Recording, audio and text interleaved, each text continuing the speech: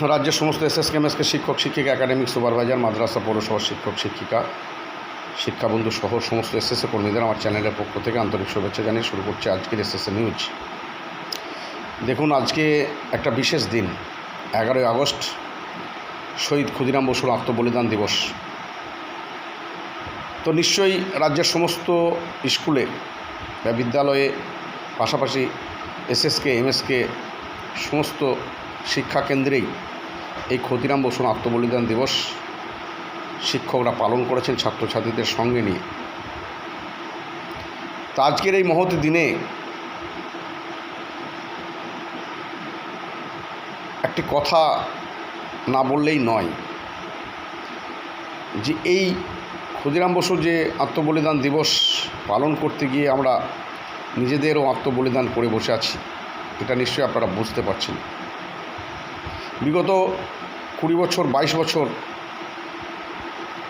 25 বছর কাজ করার পরেও কবে আমাদের সাম্মানিকটা মাসের 1 তারিখ বা 2 তারিখে ঢুকেছে সেটা মনে করতে পারছি না। আমরা বহু আশা ভরসা নিয়ে বিগত সরকারের লাঞ্ছনা বঞ্চনা নির্যাতন আমরা দেখেছি এবং তার ফলে আমরা নির্বাচনের প্রাক্কালে সমগ্র শিক্ষার প্রায় 1 লক্ষ পরিবার সরকার পরিবর্তনের ডাক দিয়েছিলাম। আমরা প্রাথমিকভাবে সে জায়গায় সফলও হয়েছি, কিন্তু সরকার পরিবর্তনের পাশাপাশি আমরা এটাও চেয়েছিলাম যে আমাদের অবস্থার কিছুটা পরিবর্তন হবে। এখনও পর্যন্ত তার কোনো সুফল আমরা দেখতে পাচ্ছি না, যদিও আমি বারবার বলে থাকি বা এর আগের ভিডিওতেও বলেছি যে বর্তমান রাজ্য সরকারের বয়স মাত্র 3 মাস অতিক্রম করলো। এই জায়গায় দাঁড়িয়ে বিশাল কিছু আশা করা ঠিক নয়, বা এই মুহূর্তে বর্তমান সরকারের সমালোচনা করার মতো কোনো পরিস্থিতি এখনও তৈরি হয়নি।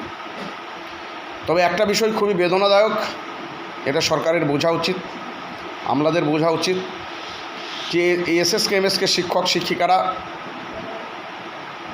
যে সামান্য সাম্মানিক পান, সেই সাম্মানিকটা যদি মাসের প্রথম সপ্তাহে না ঢুকে বা ঠিক সময় মতো না পাওয়া যায়, সেক্ষেত্রে কি সমস্যা হতে পারে এটা আপনারা একটু ভেবে দেখবেন। তো যাই হোক, আজকে 11 তারিখ হয়ে গেলেও এখনও পর্যন্ত আমাদের সাম্মানিক গতকাল 10 তারিখ পর্যন্ত আমার কাছে যা রিপোর্ট তাতে আমরা জানতে পেরেছি যে রাজ্য থেকে গতকাল পর্যন্ত সাম্মানিক জেলায় এসে পৌঁছায়নি, অর্থাৎ কবে আসবে সেটাও এখনও পর্যন্ত পরিষ্কার নয়। সে জায়গায় দাঁড়িয়ে আমাদের ঐক্যবদ্ধভাবে সরকারের কাছে বিষয়টা তুলে ধরতে হবে যে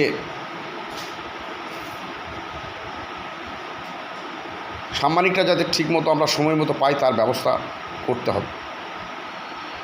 আপনারা দেখেছেন বাজেটে, এই যে নতুন সরকার যে বাজেট ঘোষণা করেছে, সেই বাজেটে কিন্তু এসএসকেএমএসকে শিক্ষক শিক্ষিকাদের সাম্মানিক বৃদ্ধির কথা ঘোষণা না হলেও পরবর্তী পর্যায়ে শিক্ষামন্ত্রী এসএসকেএমএসকে নাম উল্লেখ করে তাদের সাম্মানিক বৃদ্ধির কথা ঘোষণা করেছেন, যদিও তার অর্ডার এখনও হয়নি।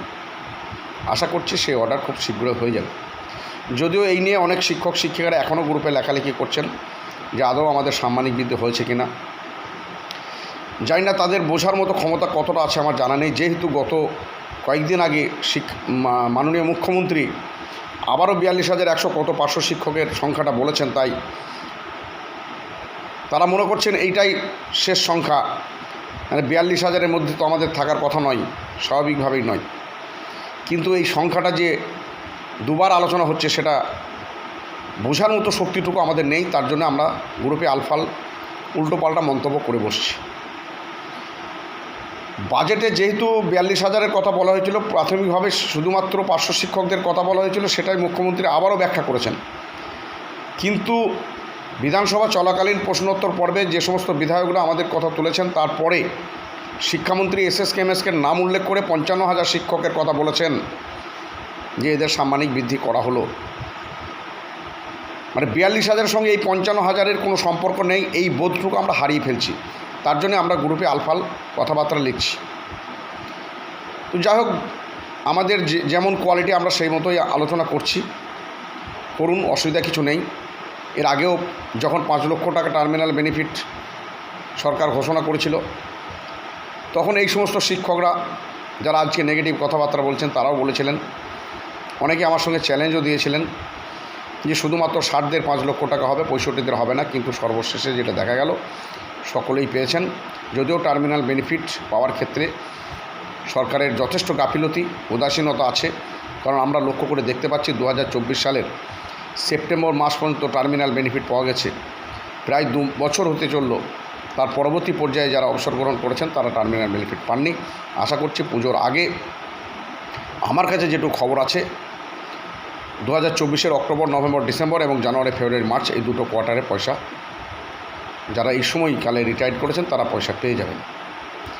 এখন আমাদের যেটা মূল বিষয় হচ্ছে, আগামী দিনে এই নতুন সরকারের কাছে আমাদের যে সমস্ত সমস্যা সেইগুলো তুলে ধরতে হবে ঐক্যবদ্ধভাবে। কিন্তু সেই জায়গায় দাঁড়িয়ে আমরা লক্ষ্য করছি আবারও বিচ্ছিন্নভাবে বিভিন্ন সেল তৈরি, বিভিন্ন সংগঠনের যারা পুরনো নেতৃত্ব আছেন তারা বিভিন্নভাবে আবার সে এককভাবে কে বড় কে ছোট নিয়ে দপ্তরে যোগাযোগ করছেন। কখনোই আমরা ঐক্যবদ্ধ হতে পারছি না। কারণ আমাদের ঐক্যবদ্ধ হয়ে শিক্ষকদের উন্নয়নের চেয়েও আমরা নিজেদের মাতব্বরিটাকে বেশি পছন্দ করছি, প্রায়োরিটি দিচ্ছি। তার ফলে এই যে নতুন সরকার আবার হয়তো বিভ্রান্ত হবে এবং আমাদের আবারও সমস্যা তৈরি হতে পারে। সেই জায়গায় দাঁড়িয়ে আমি করজনে অনুরোধ করছি, আমার এই চ্যানেলের মধ্য দিয়ে সকলে ঐক্যবদ্ধভাবে একজোট হয়ে প্রয়োজনে কলকাতায় একটা জায়গায় বসে আলাপ আলোচনার মধ্য দিয়ে এক সুরে কথা বলার চেষ্টা করুন। নচেত আবারও নতুন সরকারের কাছে আমরা একটা উপহাসের পাত্র হয়ে দাঁড়াবো। তাই সকলের কাছে অনুরোধ, শিক্ষক শিক্ষিকাদের কাছে আমার অনুরোধ, আপনারা ঐক্যবদ্ধভাবে আন্দোলন কর্মসূচিতে অংশগ্রহণ করবেন যদি আন্দোলন কর্মসূচি করার প্রয়োজন হয়। এই মুহূর্তে সরকার যেহেতু সামান্য কয়েক মাস এসছে, তাই সরকারের সঙ্গে আলাপ আলোচনার মধ্য দিয়ে আমাদের সমস্ত দাবিকে আগামী দিনে আদায় করার চেষ্টা করতে হবে। এই কয়েকটি কথা বলে সকলকে আমার চ্যানেলের পক্ষ থেকে সংগ্রামী অভিনন্দন জানিয়ে শেষ করছি। ভালো থাকবেন, সুস্থ থাকবেন।